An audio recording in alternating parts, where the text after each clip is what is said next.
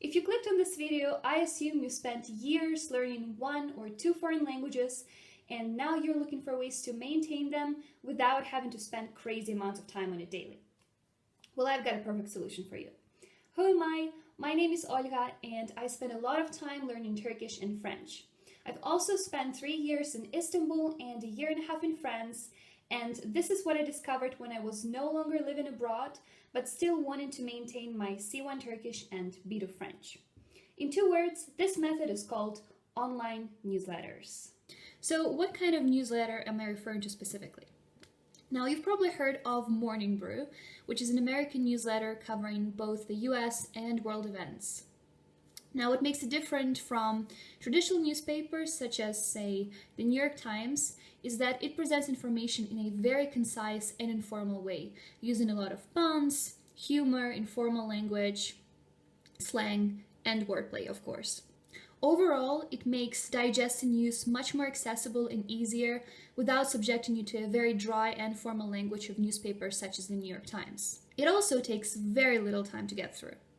I can read it in 5 minutes while enjoying my cup of coffee, or when I'm taking the bus.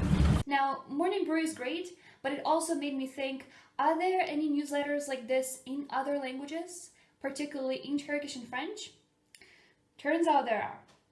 Through my research, I found Posto, which is a Turkish daily newsletter about the events both in Turkey and around the world, and also Time to Sign Off, which is its French counterpart. A little side note, if it's not Turkish or French that you're learning, a quick ask to ChatGPT will give you ideas about newsletters like this in your target language. So, why do I find them so useful? First of all, they equip you with the necessary vocabulary to talk about different news in your target language. And even more than that, they give you vocabulary to talk about current events in a specific country whose language you're learning. For example, habitually, I didn't have the necessary vocabulary to talk about earthquakes in Turkish until February 2023 when an earthquake hit parts of Turkey and Syria. I already knew the word deprem, earthquake, but it was then through reading news that I've learned words such as enkaz, rubble, and depremzede, earthquake survivor. In general, it can be any topic related to current events in a country or region that you're interested in.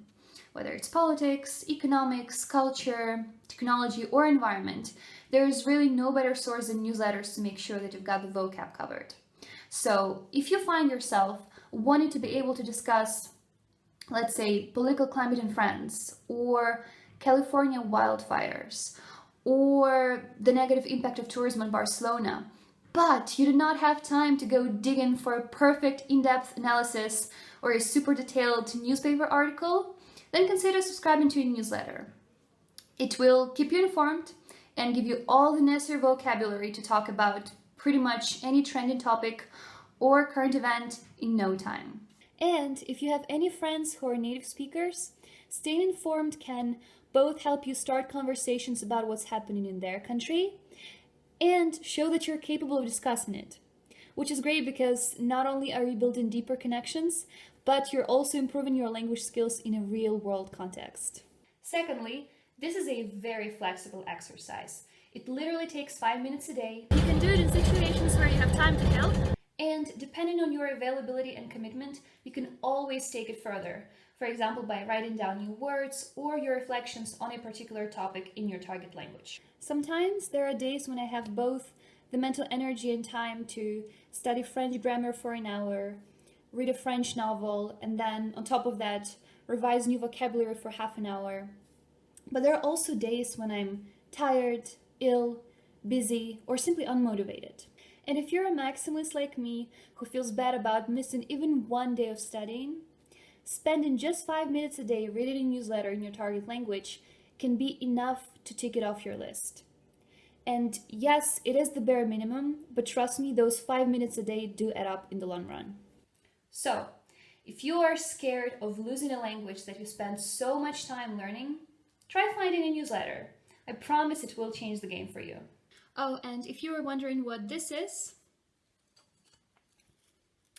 this pen over here. Okay, bye.